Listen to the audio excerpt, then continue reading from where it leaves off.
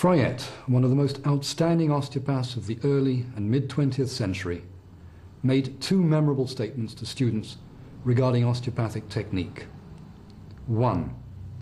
It requires hours of study to perform a few minutes of effective technique. 2. The how of technique requires the deepest study of the why to be effective. A.T. Still, the founder of osteopathy, in fact refused to teach technique. He expected students to have immersed themselves so thoroughly in anatomy, pathology and physiology that they would be able to formulate the appropriate treatment and technique at the bedside based on fundamental principles. He all too often saw students copying, robot-like, his treatment methods without thought as to the individual needs of the patient. Nevertheless, it is with these dangers and concerns in mind that the Institute of Classical Osteopathy has embarked on this project. Its aim is to present to an increasingly interested and growing audience the fundamentals of classical osteopathy. The term classical is used because the techniques illustrated are those developed and practiced by the founders of osteopathy, including Still, Littlejohn and McConnell. Because of the danger that much could be lost to posterity of what constituted one of the most revolutionary and effective medical interventions to help the sick and injured, it has been thought necessary to put onto film, as a teaching aid, as many of these techniques as is feasible. However, it must be emphasized that these films are only an aid to the hours of study required to appreciate the range and depth of their clinical application.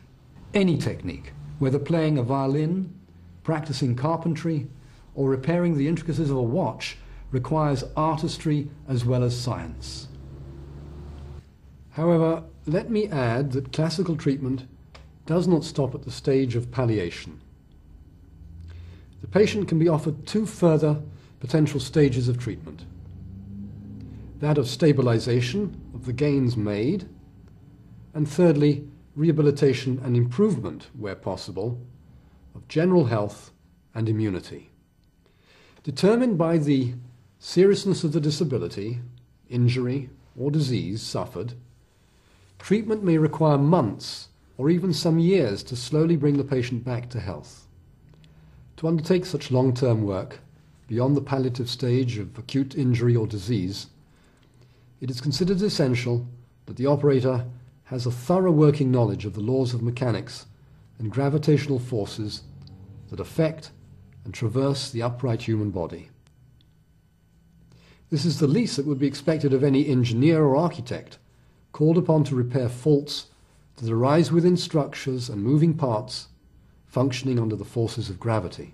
Similarly, this will require of the operator a clear blueprint in his mind of the natural strong and weak points of the human spine, its pivots and keystones, its arch-to-arch relationships, and the fundamental importance of the pelvic baseline as the foundation for the mechanics of the spine above and the limbs below. The unity of the body and its postural integrity were considered essential driving forces behind the formulation and development of the total body adjustment procedures, illustrated in these films and explained in depth in the accompanying texts.